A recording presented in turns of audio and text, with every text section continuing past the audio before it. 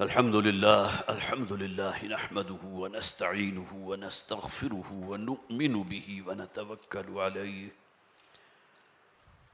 ونعوذ بالله من شرور أنفسنا ومن سيئات أعمالنا من يهده الله فلا مضل له ومن يضلله فلا هادي له ونشهد أن لا إله إلا الله وحده لا شريك له ونشهد أن سيدنا ومولانا محمدا عبده ورسوله فصلى الله عليه وسلم تسليما كثيرا كثيرا أما بعد فأعوذ بالله من الشيطان الرجيم بسم الله الرحمن الرحيم وإذ ابتلى إبراهيم ربه بكلمات فأتمهن قال إني جاعلك للناس إماما قال ومن ذريتي قال لا ينال عهد الظالمين وإذ جعلنا البيت مثابة للناس وأمنا واتخذوا من مقام إبراهيم مصلى وعهدنا إلى إبراهيم وإسماعيل أن طهرا بيتي للطائفين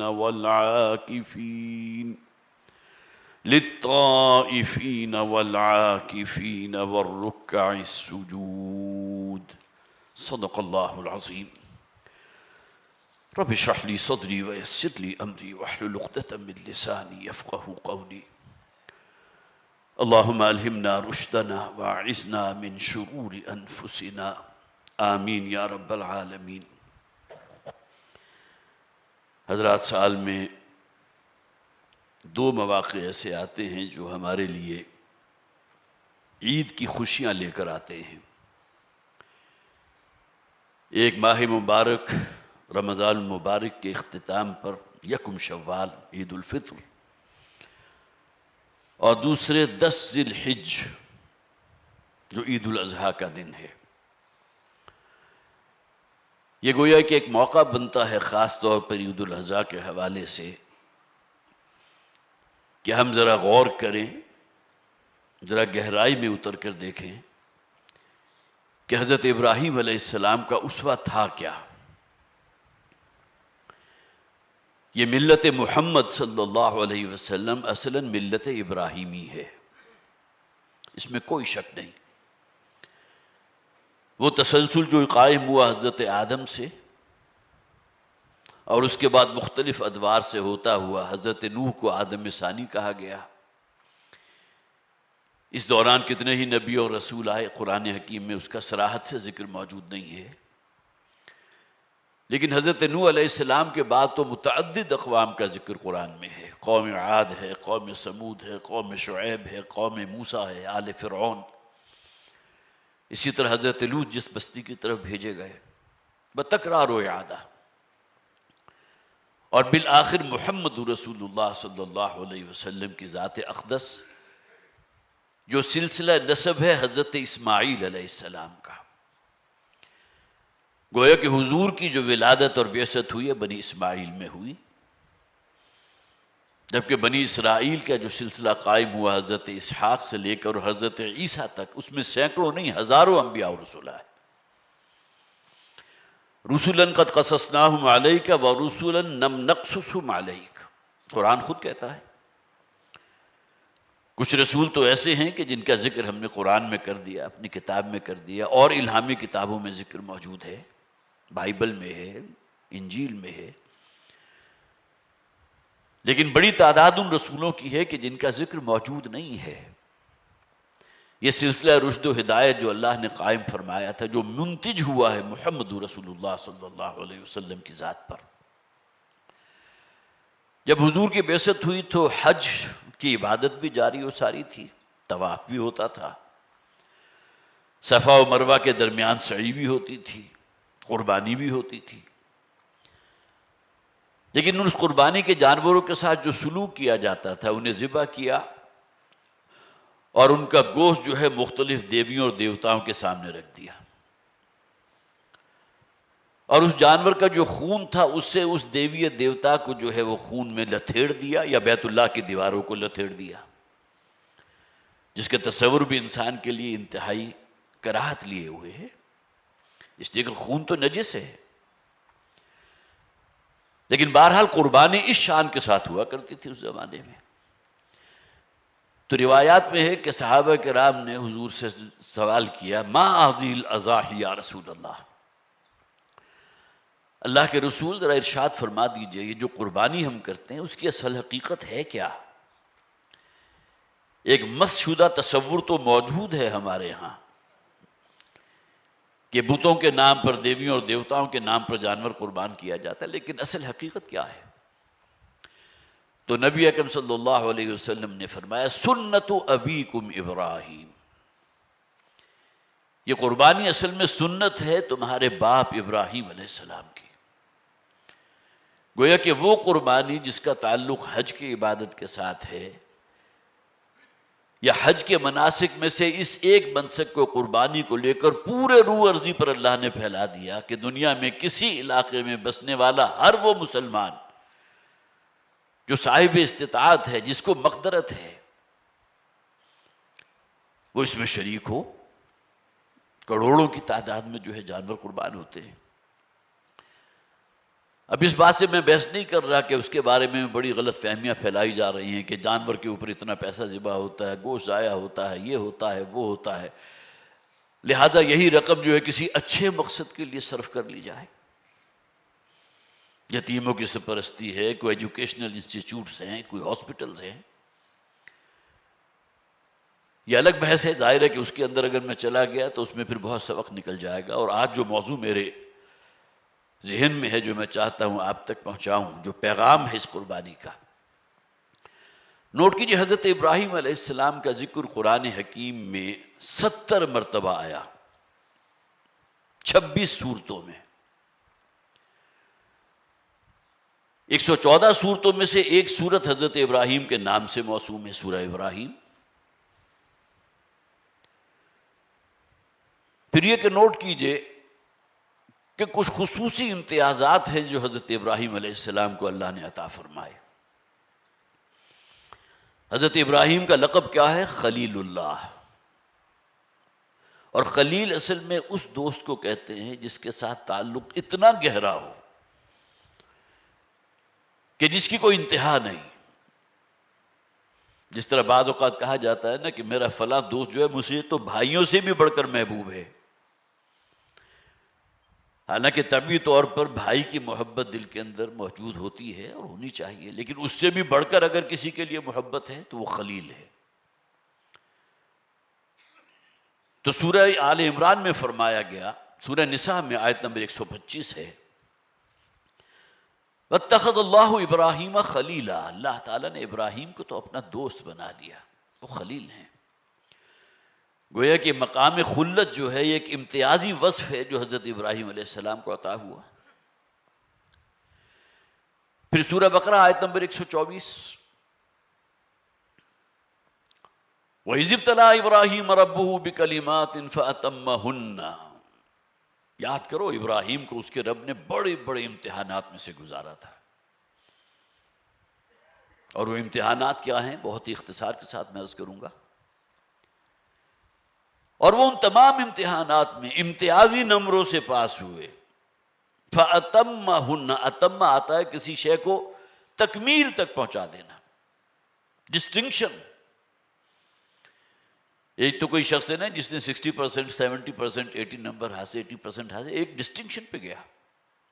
فَأَتَمَّهُنَّ، ان تمام امتحانات میں حضرت ابراہیم علیہ السلام نے حق ادا کیا ہے، ڈسٹنکشن کے مقام تک پہنچے، امتیازی۔ اس پر اللہ تعالیٰ نے فرمایا، قَالَ إِنِّي جَاعِلُكَ لِلنَّاسِ إِمَامًا۔ اب جب تمام امتحانات سے حضرت ابراہیم علیہ السلام ہو گزرے اور کامیاب ہوئے، تو اللہ نے یہ سند عطا فرمائی حضرت ابراہیم علیہ السلام کو کہ میں تمہیں تمام انسانوں کا پیشوا اور امام بنانے والا ہوں، امام۔ انی جاعلک للناس اماما۔ پھر آگے بڑھیے، ملت ابراہیمی، جیسا کہ میں نے آغاز میں بھی عرض کیا تھا، یہ ملت محمد اصلا ملت ابراہیمی ہے صلی اللہ علیہ وسلم۔ قرآن میں ملت ابراہیمی کا جو یہ عنوان ہے کئی صورتوں میں کئی آیات میں موجود، مسلمانوں سے اجتماعی طور پر بھی خطاب کر کے کہا گیا تم پر لازم ہے کہ پیروی کرو ملت ابراہیمی کی۔ اسی طرح سورہ نحل کی آیت نمبر 123 ہے جس میں نبی اکرم صلی اللہ علیہ وسلم کو واحد کے صیغے میں خطاب کر کے فرمایا گیا ثم اوحینا الیک ان اتبع ملت ابراہیم حنیفا، اے نبی صلی اللہ علیہ وسلم پھر وحی کے ذریعے ہم نے آپ پر لازم کر دیا، آپ کو حکم دیا واحد کے صیغے میں، اوحینا الیک ان اتبع ملت ابراہیم حنیفا، کہ آپ اتباع کیجئے، قائم رہیے ملت ابراہیمی پر۔ سورہ حج کے آخر میں کیا فرمایا گیا؟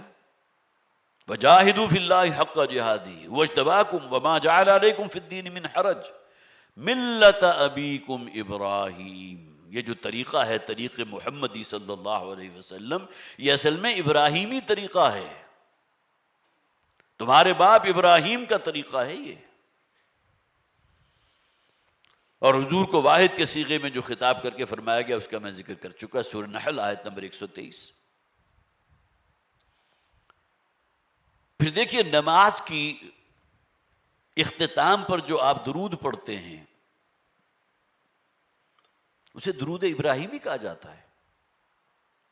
اللہم صلی علی محمد وعلی آل محمد کما صلیت علی ابراہیم وعلی آل ابراہیم انک حمید مجید۔ ریفرنس کیا ہے؟ ابراہیم علیہ السلام۔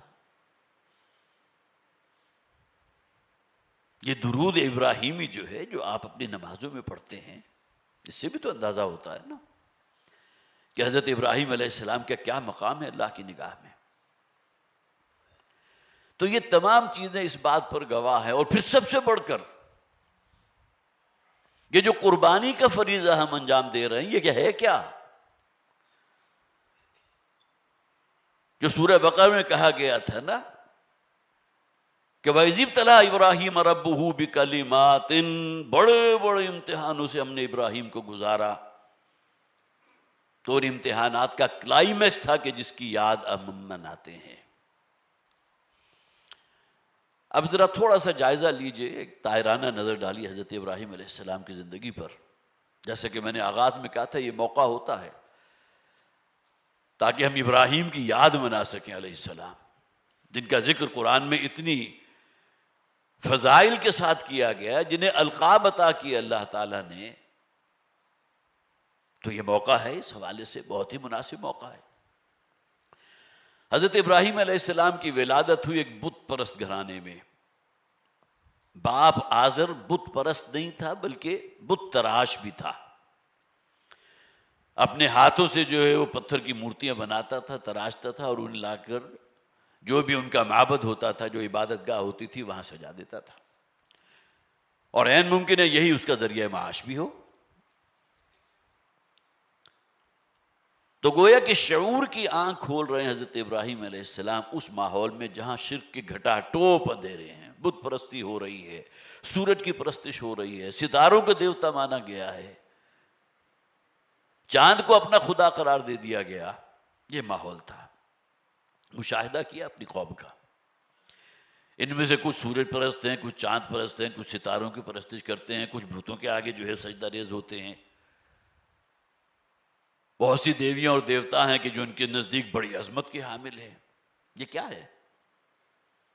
کوئی بنیاد ہے ان چیزوں کی؟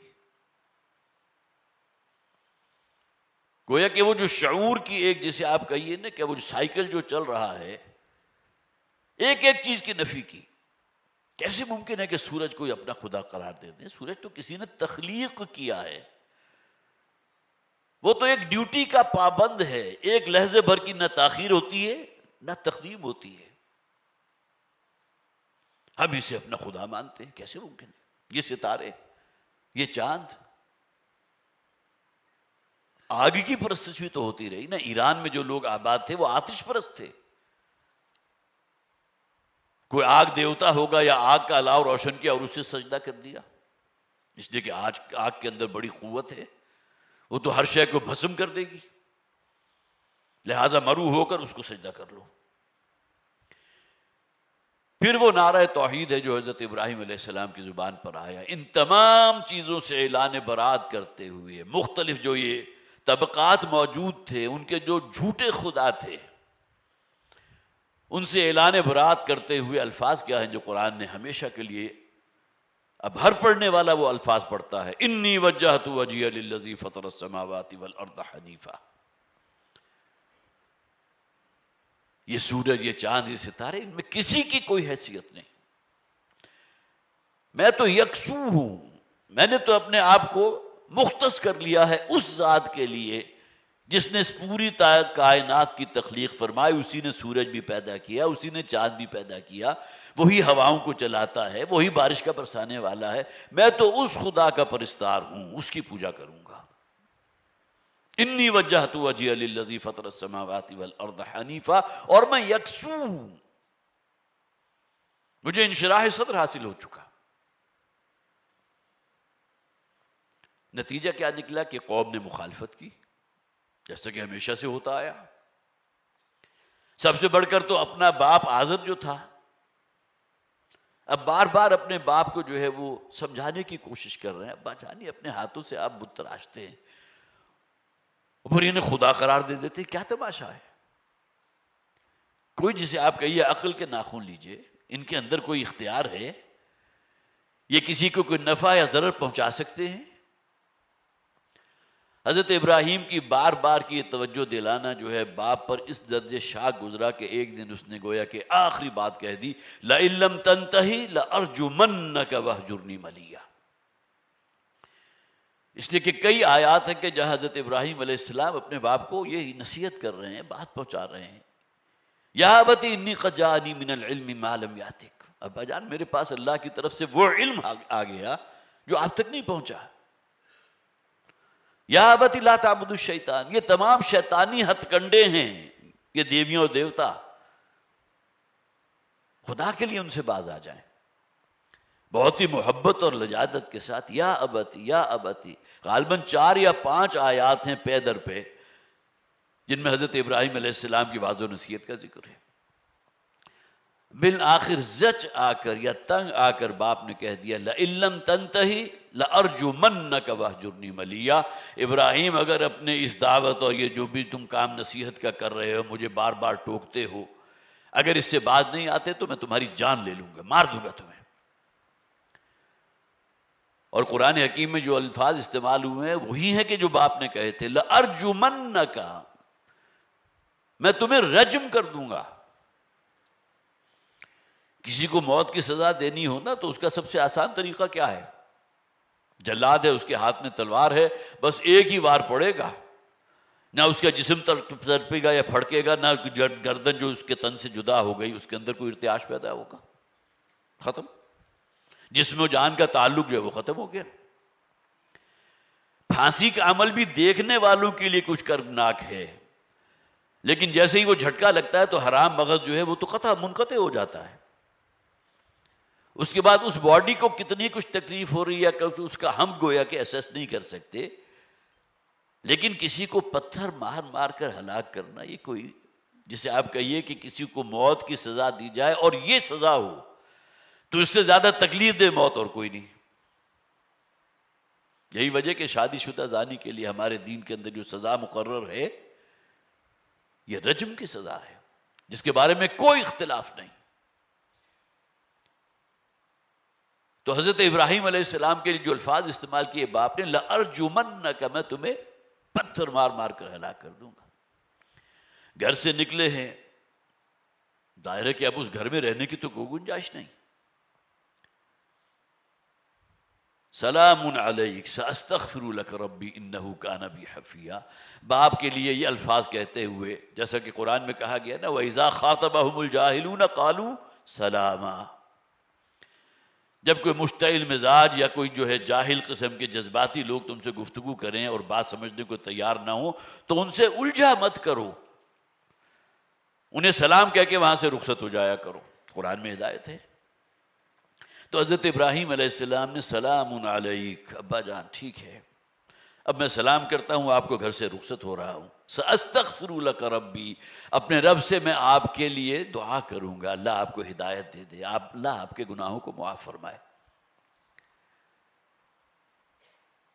اور اس کے بعد ایک بہت بڑا امتحان اور موقع کی تلاش میں تھا کہ کوئی موقع ایسا ہاتھ لگے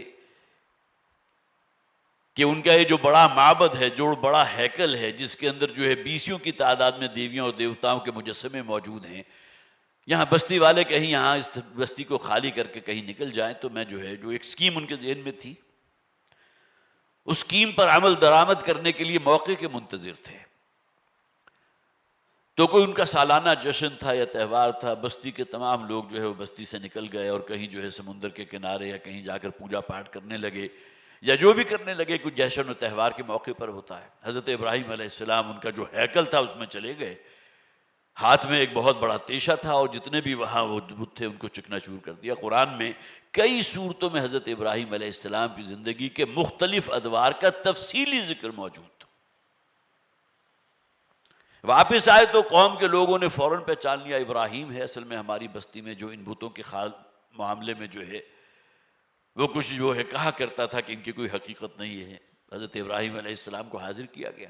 اب مکالمہ جو ہوا وہ بھی قرآن میں موجود، غالباً سورہ صافات کے اندر موجود ہے۔ تو حضرت ابراہیم علیہ السلام سے جب پوچھا گیا کہ کس نے کیا یہ سارا معاملہ، تو حضرت ابراہیم نے کہا یہ تمہارا جو سب سے بڑا معبود ہے نا، کبیرہم کے الفاظ قرآن میں موجود ہیں، اس لیے کہ حضرت ابراہیم نے اس کو بالکل صحیح سالم چھوڑ دیا تھا۔ گویا کہ اس موقع واردات کا ایک ہی گواہ ہے جو صحیح سالم موجود ہے، اور وہ تمہارا سب سے بڑا خدا، اس سے پوچھو یہ تمہیں بتائے گا کہ یہ کام کس نے کیا ہے۔ تو کلمہ حق جو ہے بہرحال خواہی نہ خواہی ان کی زبان سے نکل گیا۔ ہم اس سے کیا پوچھیں، یہ نہ تو ہل سکتا ہے، نہ بول سکتا ہے، نہ دیکھ سکتا ہے۔ اب گویا کہ وہ بات جو حضرت ابراہیم علیہ السلام انہیں بار بار سمجھانے کی کوشش کر رہے تھے، ان لوگوں کی اپنی زبان سے نکل گئی۔ یہ تو اپنا دفاع نہیں کر سکتے، یہ تو دیکھ نہیں سکتے، بول نہیں سکتے۔ تو حضرت ابراہیم علیہ السلام نے فرمایا اُفٍ لَكُمْ وَلِمَا تَعْبُدُونَ، تف ہے تمہارے عقل پر، تمہاری سوچ پر، تمہارے ان جھوٹے خداؤں پر جن کی تم پرستش کرتے ہو، حقیقت کیا ہے ان کی؟ پھر اس کا نتیجہ جو نکلنا چاہیے تھا نمرود کے دربار میں پیش کر دیے گئے، حکم ہو گیا کہ آگ کا بڑا لاؤ روشن کرو اور جھونک دو اس میں ابراہیم کو علیہ السلام۔ بہرحال تفصیل کا وقت نہیں ہے۔ حضرت ابراہیم علیہ السلام کے بارے میں جو علامہ اقبال نے الفاظ کہیں، آپ میں سے بہت سو کو وہ شعر یاد بھی ہوگا، بے خطر کود پڑا آتش نمرود میں عشق، یہ نمرود کی دہکائی ہوئی آگ تھی نا، بہت بڑا الاؤ تھا۔ تو حضرت ابراہیم علیہ السلام کو کوئی دھکا دے کے اس میں جھونکنے کی نوبت نہیں آئی۔ جب کہا گیا کہ ٹھیک ہے کود جاؤ، بے خطر کود پڑا آتش نمرود میں عشق، عقل ہے محو تماشائے لب بام ابھی۔ عقل ہوتی تو 100 قسم کی جو ہے وہ تجاویز دیتی، اگر تم خود ہی زندگی کی جو ہے وہ بازی ہار گئے تو یہ دعوت و تبلیغ کا کام کون کرے گا؟ ابھی اس وقت تو عافیت اسی میں ہے کہ اپنی جان کو بچا لو، اور ہمارے دین میں اجازت موجود ہے، اگر کوئی شخص کسی کے جان کے درپے ہو گیا اور وہ اس کی زبان سے کوئی کلمہ کفر جو ہے نکلوانا چاہتا ہے تو اسے اجازت ہے کہ کلمہ کفر کہہ دے، اپنی جان بچا لے۔ فمن استر غیر باغ ولا عاد فلا اثم علیہ، حرام کا ارتکاب کر سکتا ہے اگر جان کا معاملہ ہو۔ تو عشق ہے محو تماشائے لب بام ابھی، اصل میں وہ جذبہ عشق تھا۔ عقل تو انسان کو یہ سجھاتی ہے نا کہ عافیت کوشی، اپنے آپ کو بچاؤ، یہ دعوت تبلیغ کا کام کرے گا کون تمہارے بات؟ اس وقت تک تو حضرت ابراہیم علیہ السلام کو اللہ تعالیٰ نے کوئی اولاد نہیں دی تھی، نہ حضرت اسحاق تھے، نہ حضرت اسماعیل تھے علیہم السلام. اور اس کے بعد پھر وہ سب سے بڑا امتحان ہے جس کی یاد اب ہم مناتے ہیں ہر سال. حضرت ابراہیم علیہ السلام کی عمر 87 برس کی تھی جبکہ حضرت ابراہیم علیہ السلام کی جو زوجہ ہیں حضرت ہاجرہ، انہیں اللہ تعالیٰ نے ایک بیٹا عطا فرمایا، اسماعیل.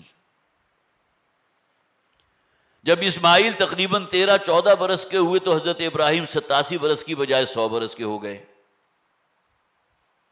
اب چشم تصور میں دیکھیں 100 برس کا بوڑھا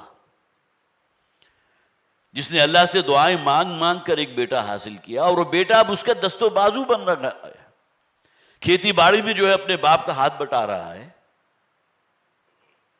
اور مسلسل 3 راتیں حضرت ابراہیم علیہ السلام یہ خواب دیکھ رہے ہیں، انی ارا فی المنام انی اذبحک فانظر ماذا تری.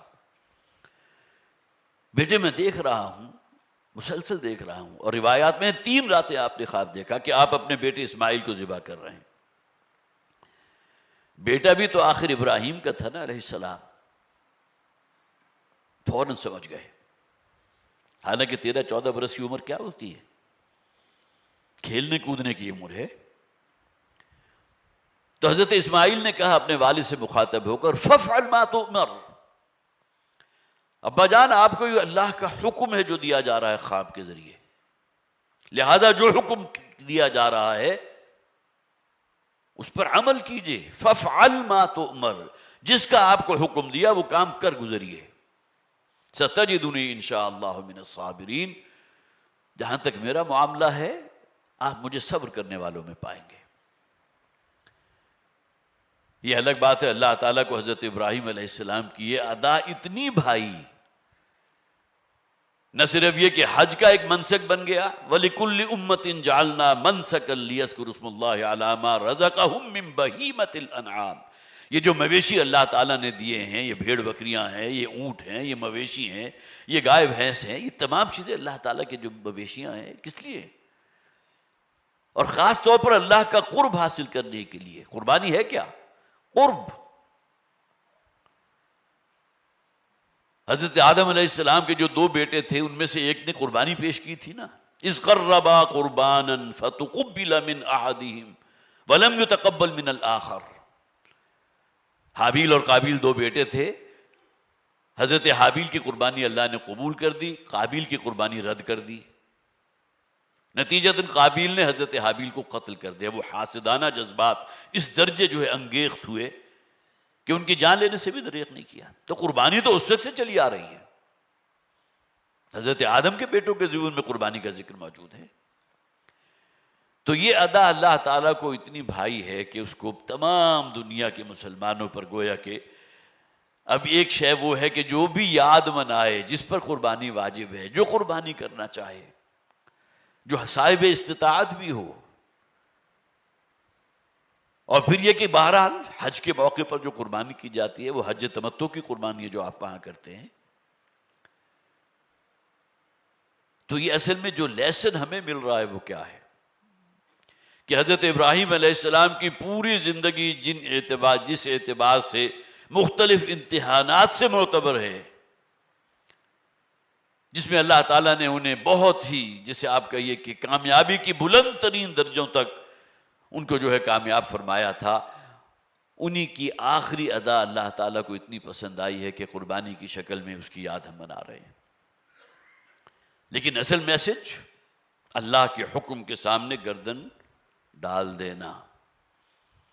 اسلام کہتے کسے؟ گردن نہادن، سر تسلیم خم کر دینا اللہ کے حکم کے سامنے. اور صرف چند مراسم عبودیت کی حد تک نہیں، پوری زندگی میں اللہ کے حکم کی کامل فرما برداری. یہ ہے اسوہ ابراہیمی، ملت ابراہیمی، جس کا کلائمیکس جو ہے بیٹے کی قربانی دینے سے بھی دریغ نہیں کیا، اس لیے کہ حکم تھا اللہ کا. ہم اپنی زندگیوں کا جائزہ لیں تو آپ کو جگہ جگہ نظر آئے گا اللہ کا حکم پس پشت پاؤں تلے روندا جا رہا ہے، شریعت کو پامال کیا جا رہا ہے، حرام ناجائز مباح کے درجے میں ہو گئے. یہ تو اسلام نہیں ہے. حضرت ابراہیم علیہ السلام نے جو دعا کی تھی جب بیت اللہ کی وہ دیواروں کو تعمیر کر رہے تھے، وَإِذْ يَرْفَعُ إِبْرَاهِيمُ الْقَوَاعِدَ مِنَ الْبَيْتِ وَإِسْمَاعِيلُ رَبَّنَا تَقَبَّلْ مِنَّا إِنَّكَ أَنْتَ السَّمِيعُ الْعَلِيمُ. یہ دعا تو سب کو یاد ہوگی نا. اسی دعا کی کنٹینویشن جو اگلی آیت میں آ رہی ہے، رَبَّنَا وَاجْعَلْنَا مُسْلِمَيْنِ لَكَ وَمِن ذُرِّيَّتِنَا أُمَّةً مُسْلِمَةً لَكَ. اے پروردگار، ہم دونوں باپ بیٹا ابراہیم اور اسماعیل، ان دونوں کا اپنا مسلمان بندہ بنا لے. تو اسلام تو وہ مقام ہے جس کی دعا حضرت ابراہیم کر رہے ہیں. وَمِن ذُرِّيَّتِنَا أُمَّةً مُسْلِمَةً لَكَ، اور ہماری نسل میں، ہماری ذریت میں ایک امت برپا کی جو امت مسلمہ. سورہ حج کے آخر میں کیا فرمایا گیا؟ هُوَ سَمَّاكُمُ الْمُسْلِمِينَ مِنْ قَبْلُ وَفِي هَذَا. وہی ابراہیم تھے کہ جنہوں نے اے امت محمد صلی اللہ علیہ وسلم تمہارا نام مسلمان رکھا تھا. اپنے اس مرتبے پر فخر ہونا چاہیے. هُوَ سَمَّاكُمُ الْمُسْلِمِينَ مِنْ قَبْلُ وَفِي هَذَا. اور وہی کنٹینیوشن ہے امت محمدی صلی اللہ علیہ وسلم یا ملت محمدی جو اصلاً ملت ابراہیمی ہے. سورہ ممتحنہ میں فرمایا گیا، اسوہ حسنہ کی اصطلاح حضرت ابراہیم علیہ السلام کے لیے استعمال کی اللہ نے. قد کانت لکم اسوۃ حسنۃ فی ابراہیم. اے مسلمانوں، تمہارے لیے ابراہیم کی زندگی میں ایک مکمل نمونہ موجود ہے. نبی اکرم صلی اللہ علیہ وسلم کی بعثت تو حضرت ابراہیم کے تقریباً 2500 برس بعد ہو رہی ہے، لیکن یہی اصطلاح پھر حضور کے لیے قرآن حکیم میں استعمال کی. لقد کان لکم فی رسول اللہ اسوۃ حسنہ. وہی اسوہ حسنہ جو ابراہیم کا تھا علیہ السلام، اسی کی کامل شکل ہے محمد رسول اللہ صلی اللہ علیہ وسلم کا اسوہ. تو یہ میسج ہے اصل میں اس قربانی کا. لن ینال اللہ لحومها ولا دماؤها. قرآن حکیم نے اس بات کو واضح طور پر فرما دیا گیا، کوئی شخص اگر 10 لاکھ کا بچڑا لے کر بھی ذبح کرتا ہے، ممکن ہے کہ اس کی قربانی رد کر دی جائے، اس لیے کہ ریاکاری تھی، فخر تھا.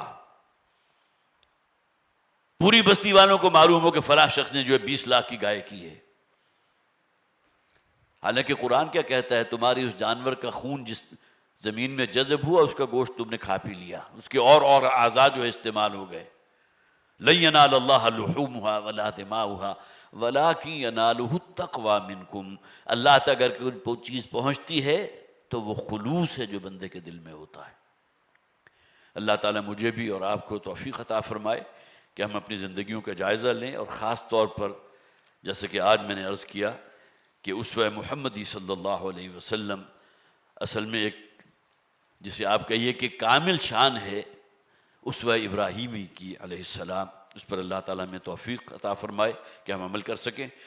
اسی طرح اسی مناسبت سے جو ہے پریس ریلیز بھی جو جاری کی گئی ہے، خاص طور پہ جو حضرات بھی وہاں عرفات کے میدان میں اس وقت موجود ہیں، آپ کے اعزاء و اقارب میں سے بھی بہت سے ہوں گے، تو اس امت کے لیے خاص طور پر دعا کیجیے.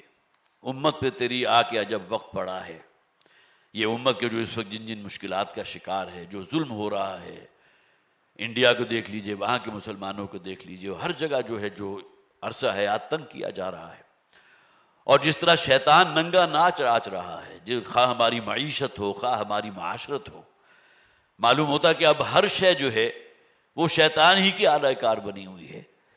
تو اس میں اصل ضرورت کیا ہے کہ ہم دعا کریں، اور یہی اصل میں ریلیز جو ہماری پریس ریلیز ہے، یوم عرفہ پر حجاج امت مسلمہ کی عظمت رفتہ کی بحالی کے لیے دعا کریں. قائم مقام امیر تنظیم اسلامی نے کہا کہ دنیا بھر سے مسلمان بلا تفریق رنگ و نسل اور زبان و قومیت شہر مکہ میں جمع ہوتے ہیں تاکہ مناسک حج ادا کرتے ہوئے اللہ تعالیٰ کا قرب حاصل کر سکیں.